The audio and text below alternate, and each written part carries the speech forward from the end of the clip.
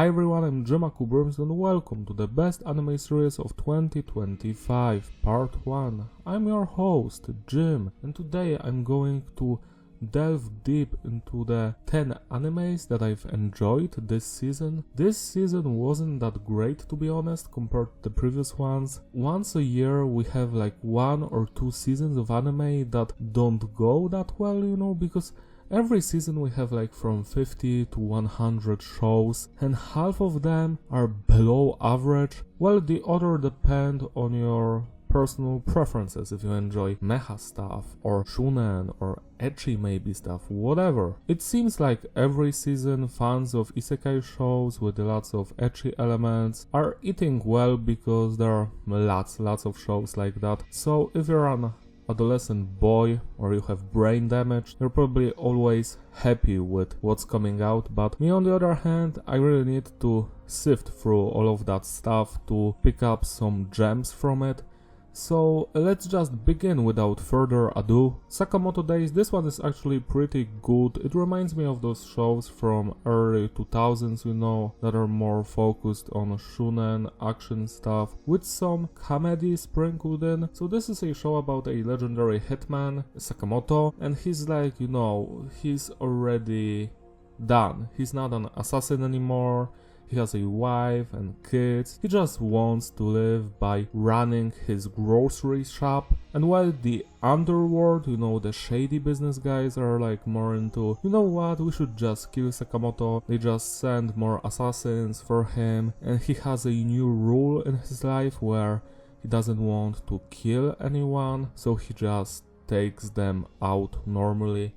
And he meets this one dude who is sent to kill him, but he actually joins him, and that's like the beginning of the story that happens in the first episode, so I'm not spoiling anything. This entire video is spoiler free. I must say that this show caught my attention, even if it started quite generic, to be quite honest, but every new episode delivered more and more on its promise. It was better, and while the final episode did not resolve anything, it was still a good watch, and I cannot wait for more seasons. I hope that this stuff is not going to run for 200 episodes. Let's not make a Naruto or Bleach out of this one. Just give me 3 or 4 seasons and I'm going to be quite happy. Just tie in the loose ends, progress the story and move on and finish it. I did enjoy the characters, their development. The animation is quite okay. I have nothing against it. Same with the music, yeah. This one's pretty great. One of the better animes this season. Now let's move on to the second show, Tasokare Hotel. So this one, as you can see from the user stats, not many people watched this show. I have no idea why. This is a show about a hotel where people go if they are not quite sure if they have died or not. So you end up in the hotel, you don't remember who you are, you don't even recognize your face, and the staff of the hotel, their mission is basically to remind you who you are, why are you here, what kind of accident you were in. Did someone try to kill you? If so, have you survived or not? And the episodes are quite episodic, I would say, so every new episode has a new case, but that's actually not true. It might be true if you just watch animes the first 3 episodes and then you drop the shows because maybe you did not enjoy them. I always watch the show from beginning to the end, so I sadly have watched some awful stuff in my days, but this is not awful. So in the second part of the show, the story focuses more on the characters and it's not episodic. It focuses on one central point, and the story has a conclusion, so the show probably will not get a second season, and if it will be about different people. That's how I feel about it. And I must say that I like that it's self-contained, it's done, we're not going to get more of it. Was it a perfect show? Not by any means, but it had some great motives, some great mysteries. I did enjoy the main cast, the characters, the music quite okay. I did enjoy the ending and the stuff that plays in the background. The animation quite fine, I can't find anything bad with this stuff, because usually if an anime has an awful animation, then it won't end up on my best anime list. So yeah, what do you expect? If I had to make videos about awful animes, I would probably game end myself. Check out Tasokare Hotel if you enjoy drama, mystery and action. The third show, Blue Exorcist, the Blue Knight Saga. So this is like the 4th season of Blue Exorcist. I think I've already recommended you some of the previous seasons, not all of them, but some. I must say that this was my favorite season so far. This anime is getting better and better, I would say. This whole arc went hard. If you haven't watched this show, then Blue Exorcist is basically about two dudes who are like spawns of Satan, and they are training to be exorcists, and we follow their adventures, and there's lots of drama, action, mystery, possessions, demons, shit like that. If that sounds fun to you, you should give it a shot, because I must say that this show just gets better and better. Some episodes, in the previous seasons were not that great, some of them even sucked, but overall I have a very positive feeling about this. And especially this season, which was more focused on the past of some of the characters, was very interesting, like, to watch and to experience. So give this one a shot if you like action, fantasy, shonen, whatever. Just watch this one. Watch this one, you won't be disappointed. Headhunted to Another World, From Salaryman to Big Four. So this is one of those isekai shows. Yeah, another isekai one. I sound like I'm dead inside, I must say. When I mention isekai anime, it seems like life was drained from me. Headhunted to Another World, this one, well, it's kinda interesting because we have this dude, Uchimuya, and he was an ordinary salaryman in Japan, but he was not that respected while he did lots of work. But after he passes away, the Demon King sees lots of potential in him, and he basically revives him, brings him to this realm, and he's supposed to help the demonic kingdom. And this show is quite interesting because while it has some ecchi elements which are not listed here, which is quite weird to me, but maybe because most of anime fans are perverts and shit, they don't even register that this is an ecchi show. When a show has an ecchi tag, it's like full on ecchi, there's lots of weird stuff happening. But when the show is like half ecchi, they will show some underwear ones, or there's going to be a scene where a woman makes a fool out of herself and the dude is like touches boobs or ass once or twice. For some reason people don't think it's ecchi. To me it still is. It's gross. I don't want to see this. I wouldn't want my children to see this shit. So this kinda annoys the hell out of me. It's almost everywhere. The entire world became so sexualized, in TV shows, music, movies, whatever. And also in anime, it's disgusting. And I know I sound like a boomer, but I actually feel like that because 15 years ago or 20 years ago, it wasn't that bad. Like, if you watch stuff from the past, it's much more less focused on that stuff that nowadays, like, the entire world is. Going back to Headhunted to Another World, so while it has some ecchi elements, and to me they are detrimental to the experience, I don't enjoy them. Everything else was on point. I did enjoy the missions the main character had to carry, what he had to do in this world. The romantic stuff, well, it wasn't executed that well, but overall this was one of the better shows this season, which only tells you how weak of a anime season this was, There was like another show about a middle-aged dude, like he was around 30 or 40, I don't remember, who was an isekai world and like summoning modern vehicles, but the story had so much ecchi and awful pedophile vibes to me, that I was like, this is not for me, I can't stand this. So, if you compare Headhunted to that shit, then Headhunted is the best anime of all time. So, give this one a shot if you want to watch something that is, interesting, a little bit different from other isekai shows, and it touches on some interesting subjects, but besides that, this is nothing special. It's just an okay, good show, nothing more. Next we've got Medaka Kuroiwa is impervious to my charms. So this anime is about this girl who's like queen bee or whatever. She like wants to be loved by everyone in her school. She's vain, vanity of the charts, but there's this dude who just doesn't care like at all, because he's actually training to be a monk, which she does not know. So she thinks like, why isn't he like all over me? Why doesn't he want me? And she just keeps like annoying him and like doing more and more ecchi shit, and he's like, no, I can't, this is not great. And this is supposed to be a romantic show. I know that I am explaining it in a weird way and it sounds bad, but it actually had some good episodes. I did enjoy it because of the character development. The main character, she's so annoying, I hate her at the beginning, but she grows as a character. The supporting cast is actually quite more interesting than the main one, and yeah, it was a good show. Again, nothing fancy, nothing special, but it was like 7 out of 10.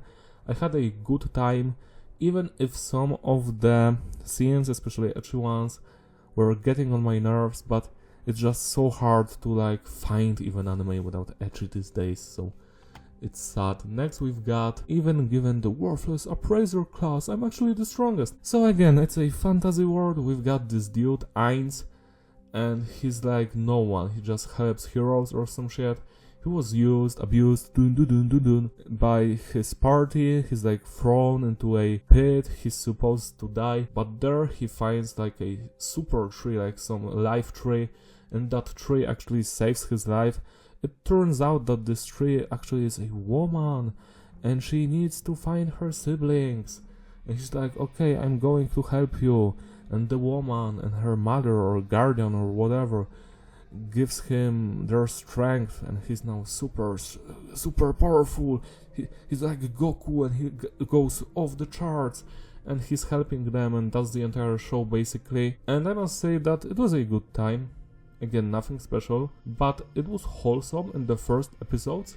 It had no ecchi elements. Those sadly came in later. So again, you're not safe from this shit. You might enjoy a show like for 6 episodes and you're like, this is quite wholesome, this is quite nice, and then bam, naked women, bam, some weird story, bam, some weird shit. So yeah, I'm tired of that crap. I still did enjoy this show. The main character is a cool guy. So some nice fights here. Overall, nothing special, but it was way better than some of the other animes that were coming out this season. Dr. Stone, science future, the 4th season of Dr. Stone. So to sum up quickly, Dr. Stone is a show about this dude, because basically the whole world was petrified and he just like wakes up and he wants to bring back humanity and also find out the mystery behind the petrification. Who petrified humanity, why, what truly happened, and he uses the power of science to bring back humans to the top of the food chain. And the 4th season went hard. I actually did enjoy this one a lot, probably even more than season 3. This season, great ideas, some cool scientific stuff, and again it ends on a cliffhanger that they are going to have more adventures and they need to do more, and we're going to find out what they're going to do in season 5. And this might sound weird to you, because I do enjoy this show a lot, but please don't let this one have 10 seasons. I don't want this to turn into a 500 episodes, and I hope that in season 5 we're going to get some more answers, because it just gets tiresome after a while. But if it's going to last more, like 2 decades, like One Piece, I am going to be very angry. My love for One Piece vanished because of how many episodes it has. It's like too much, it's too much. My favorite anime is Full Metal Alchemist Brotherhood. It has 64 episodes, that's enough. My second favorite anime, Gintama, that one has a lot of episodes, but it was also a comedy, a parody, so I could like, you know, forgive them for that. They had like below 400 episodes and the show ended. I don't like long shows. Maybe because I am old and I'm going to die in 10 or 20 years and I don't want to spend my entire time watching one show.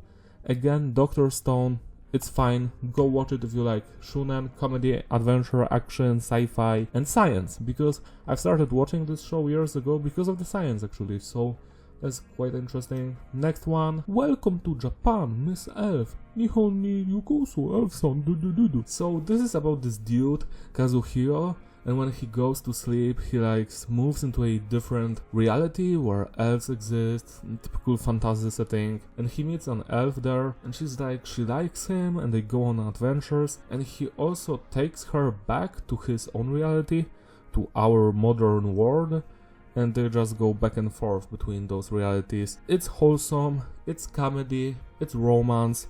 It actually does not have ecchi stuff. I think maybe 1 or 2 scenes at best. I'm so happy it doesn't have scenes like that. It acts more natural, more humane, I would say, like an actual relationship between 2 people would look like. So that's very important to me.